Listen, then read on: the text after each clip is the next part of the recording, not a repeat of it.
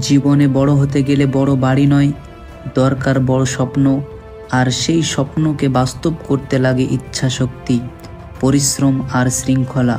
আজকের গল্পে সেই মানুষটির, যিনি চায়ের দোকান থেকে শুরু করে আজ ভারতের সরকার নরেন্দ্র মোদী। প্রথমে আমি বলবো তার আর্লি স্ট্রাগল সম্পর্কে। গুজরাটের ভাদনগরে দরিদ্র পরিবারে জন্ম। ছোটবেলায় বাবাকে স্টেশনে চা বিক্রি করতে সাহায্য করতেন, কিন্তু কষ্ট তাকে দুর্বল করেনি, বরং আরও কঠোর করেছে। স্কুলে অত্যন্ত সাধারণ ছাত্র হলেও শৃঙ্খলা, পরিশ্রম আর নিজের উপর বিশ্বাস তাকে আলাদা করেছিল।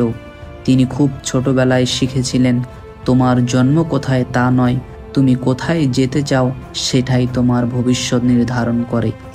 সেকেন্ড হলো সেলফ ডিসিপ্লিন অ্যান্ড গ্রোথ।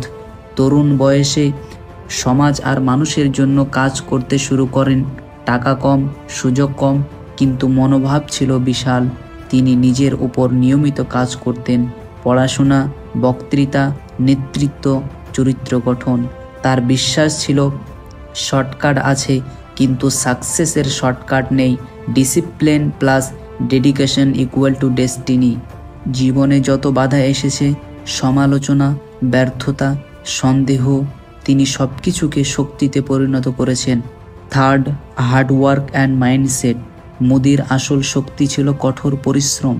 তিনি বলতেন, hard work never brings fatigue, it brings satisfaction. তিনি জীবনকে প্রতিদিন চ্যালেঞ্জ করেছেন, আজ একটু ভালো, কাল আরও ভালো। যে নিজের উপর বিনিয়োগ করতে জানে, তার ভবিষ্যৎ কেউ আটকাতে পারে না। Lesson for everyone. তার জীবন থেকে আমরা 4টি শিক্ষা নিতে পারি। 1. ছোট শুরু মানে ছোট ভবিষ্যৎ নয়। 2. সমালোচনাকে এনার্জি বানাও, দুর্বলতা নয়। 3.